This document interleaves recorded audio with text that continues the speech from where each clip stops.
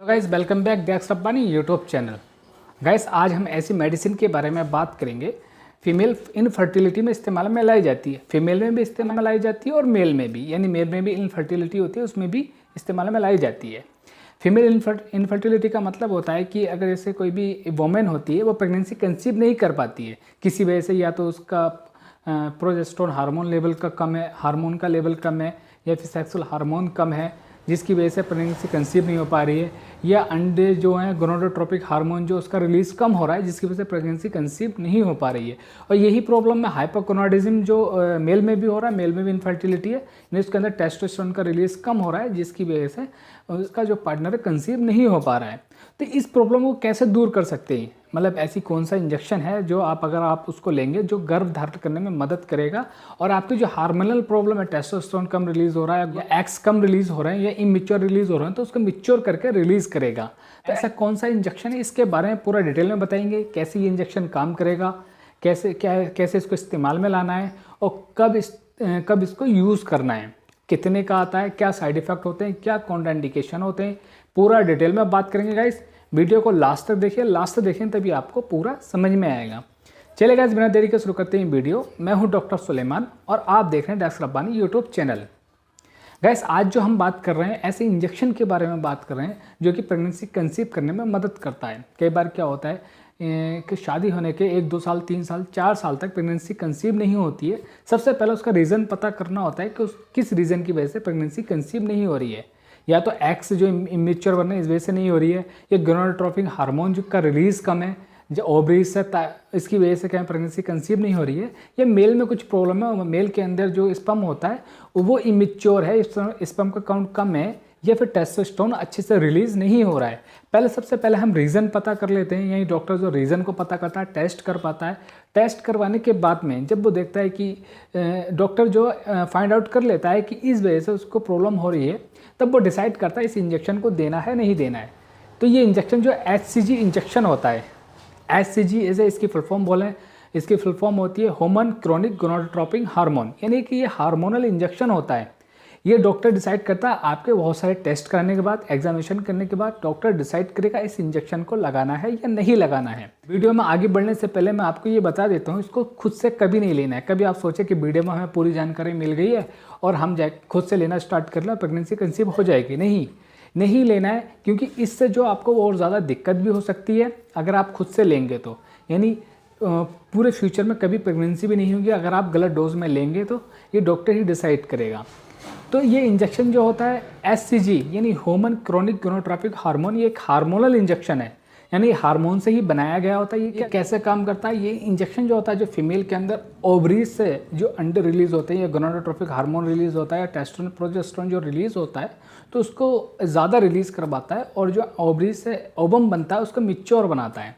तो इसमें हेल्प करता है। ऐसे ये मेल में भी काम करता है, यानी टेस्टोस्टेरोन का लेवल कम होता है या कम रिलीज हो रहा होता है तो टेस्टोस्टेरोन को बढ़ा देता है मेल के अंदर, जिसकी वजह से प्रेगनेंसी कंसीव होने के चांसेस बढ़ जाते हैं।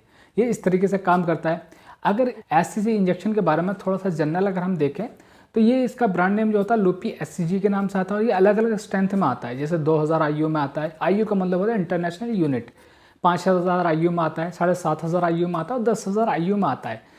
अब ये स्ट्रेंथ जो होती है ये डॉक्टर डिसाइड करता है। सबसे पहले वो देखता है कि कितनी प्रॉब्लम है उसको, कितना एक्स रिलीज नहीं हो रहा है, कितनी इनफर्टिलिटी है, बच्चा कंसीव क्यों नहीं हो पा रहा है, कितनी डोज की रिक्वायरमेंट है पेशेंट को। तो उस हिसाब से डॉक्टर जो डिसाइड करेगा इसको कौन सा IU वाला इंजेक्शन लगना है। और अगर इसके प्राइस की बात करें तो अलग अलग प्राइस में आता है, स्ट्रेंथ के हिसाब से प्राइस पड़ती है। अगर 5000 IU के इंजेक्शन की प्राइस की बात करें तो जो लूपी HCG के नाम से आता है लगभग 500 रुपये के आसपास आता है मार्केट में। ये प्राइस जो टाइम टू टाइम जो चेंज होते रहते हैं। अगर इसके जनरल यूसेज की बात करें किस किस चीज़ में इस्तेमाल में लाया जाता है, तो जो फीमेल होती है उसके अंदर अगर अंडे का एवोल्यूशन नहीं हो पाता, ओवुलेशन नहीं होता, इमेच्योर बनता है तो उसको ओवुलेशन को बढ़ा देता है। ये अंडे कम बनते हैं, ओवम कम बनता है तो ओवम के ओवुलेशन को बढ़ा देता है, इंक्रीज कर देता है।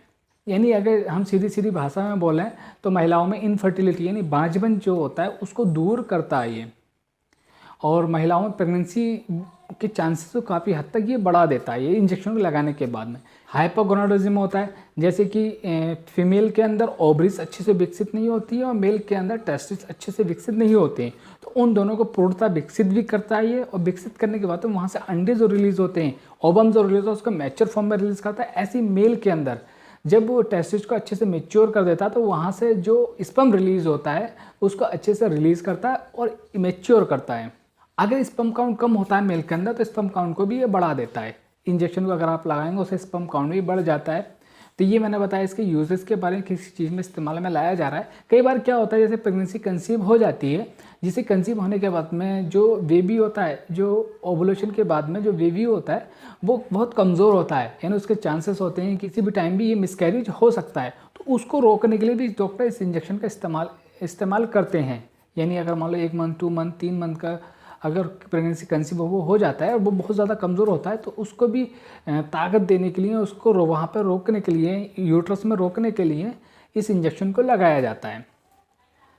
अब गाइस इसके डोज की बात करें, कैसे इसको लगाया जाता है, यानी लगाने का तरीका अगर जाने तो इसको IM लगाया जाता है, इंट्रामस्कुलर लगाया जाता है, और कुछ डॉक्टर इसको सबकुटेनियस भी लगाते हैं। वो डॉक्टर की एक्सपीरियंस के ऊपर डिपेंड करता है उसको कैसे प्रेफर करना होता है पेशेंट को।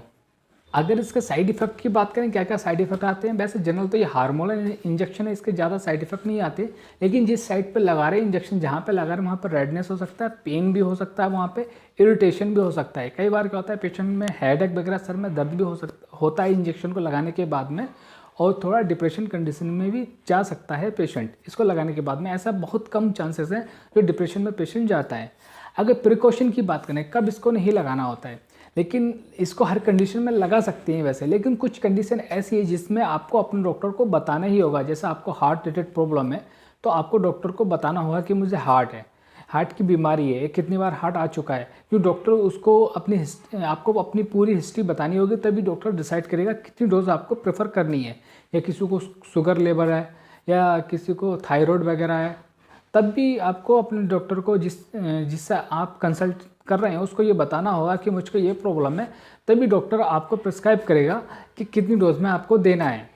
तो ये गाइस मैंने आपको बताया SCG इंजेक्शन के बारे में, कैसे वो कंसीव करने में मदद करता है और कैसे उसको इस्तेमाल में लाया जाता है, क्या साइड इफेक्ट होते हैं।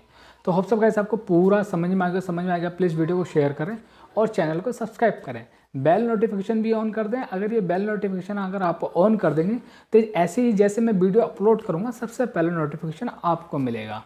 इरेक्टाइल डिस्फंक्शन पे बहुत सारे टैबलेट्स के बारे में भी वीडियो में बना चुका हूँ, जैसे टडालाफिल हो गया, सिलिंडानाफिल हो गया, बैग्रा, मैनफोर्स, इन सब पे मैं अलग अलग बना चुका हूँ। कॉन्फिडो एक हर्बल मेडिसिन आती है, हर्बल टैबलेट आती है, तो उसके बारे में बता चुका हूँ। टेंटेक्स फोर्ट के बारे में बता चुका हूँ, और भी एलोपैथिक मेडिसिन से रिगार्डिंग बहुत सारी वीडियो बना के मैंने अपने चैनल पर अपलोड कर दी हैं। आप जाके मेरे चैनल को विज़िट करें, और विज़िट करने के बाद में जो आप जिस टैबलेट के बारे में, जिस प्रोडक्ट के बारे में आपको इन्फॉर्मेशन चाहिए उसको आप देख सकते हैं। अगर किसी आपके फ्रेंड को भी उस तरह की इन्फॉर्मेशन चाहिए उसको आप शेयर भी कर सकते हैं, जिससे क्या होगा उसकी भी नॉलेज में इजाफा होगा और दवाइयों के गलत इस्तेमाल से वो बच जाएगा। हमारी इस वीडियो में यही कोशिश रहती है कि कोई भी गलत दवाई न ले और गलत दवाई से बचे, ज़्यादा से ज़्यादा उसको दवाइयों की जानकारी। चलेगा, ऐसे नॉलेजेबल वीडियो के साथ मिलते हैं हम अगली वीडियो में।